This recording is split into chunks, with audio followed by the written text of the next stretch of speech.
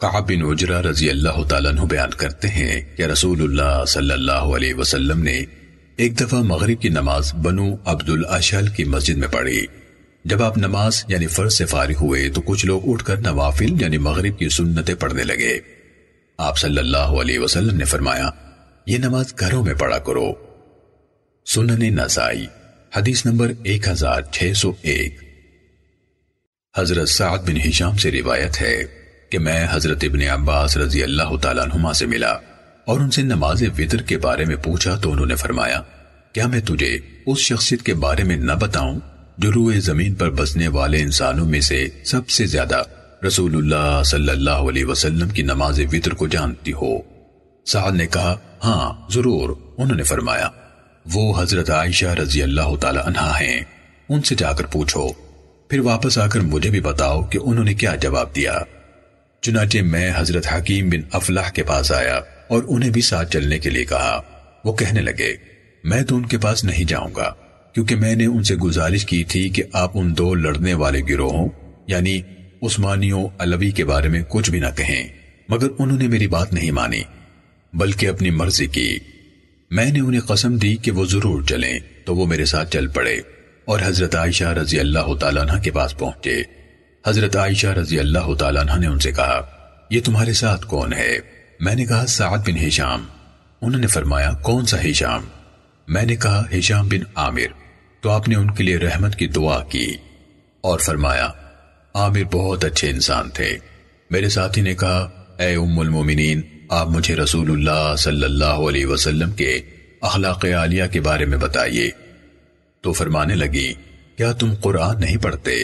میں نے کہا، کیوں نہیں، پڑھتا ہوں۔ انہوں نے فرمایا، نبی صلی اللہ علیہ وسلم کے اخلاق عالیہ عین قرآن کے مطابق تھے۔ میں نے اٹھنے کا ارادہ کیا تو میرے ذہن میں رسول اللہ صلی اللہ علیہ وسلم کے قیام اللیل یعنی رات کی عبادت کا خیال آیا۔ میں نے کہا، اے ام المومنین، مجھے نبی صلی اللہ علیہ وسلم کے قیام اللیل کے بارے میں بتائیے۔ انہوں نے فرمایا، کیا تم یہ سورت یعنی یا ایھا المزمل نہیں پڑھتے؟ میں نے کہا، کیوں نہیں، پڑھتا ہوں۔ فرمانے لگی، اللہ تعالیٰ نے اس سورت کے شروع میں رات کا قیام فرض کیا تھا، تو نبی صلی اللہ علیہ وسلم اور آپ کے صحابہ 1 سال تک قیام کرتے رہے، حتیٰ کہ ان کے پاؤں سوج گئے۔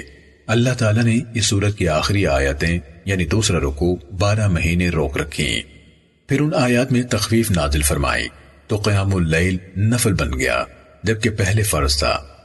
میں نے پھر اٹھنے کا ارادہ کیا کہ اچانک میرے ذہن میں رسول اللہ صلی اللہ علیہ وسلم کی نماز وتر کا خیال آ گیا۔ میں نے کہا، اے ام المومنین، مجھے رسول اللہ صلی اللہ علیہ وسلم کی نماز وتر کے بارے میں بتائیے۔ انہوں نے فرمایا، ہم رات کو آپ کی مسواک اور طہارت کا پانی تیار کر کے رکھ دیتے تھے، پھر اللہ تعالیٰ جب پسند فرماتا آپ کو جگا دیتا، آپ اٹھ کر مسواک فرماتے اور وضو کرتے، پھر 8 رکعت اس طرح پڑھتے کہ ان میں سے کسی رکعت کے بعد بھی نہیں بیٹھتے تھے، مگر 8ویں رکعت کے بعد بیٹھتے، اللہ تعالیٰ کا ذکر فرماتے اور دعائیں کرتے، پھر اتنی آواز سے سلام کہتے کہ ہمیں سنائی دیتا، پھر سلام کے بعد بیٹھے بیٹھے 2 رکعت پڑھتے، پھر 1 رکعت پڑھتے۔ بیٹا، اس طرح یہ 11 رکعتیں بن گئیں۔ پھر جب رسول اللہ صلی اللہ علیہ وسلم کی عمر زیادہ ہو گئی اور بوجھل ہو گئے تو 7 رکعت پڑھتے اور سلام کے بعد بیٹھے بیٹھے 2 رکعتیں پڑھتے۔ بیٹا، اس طرح یہ 9 رکعتیں بن گئیں۔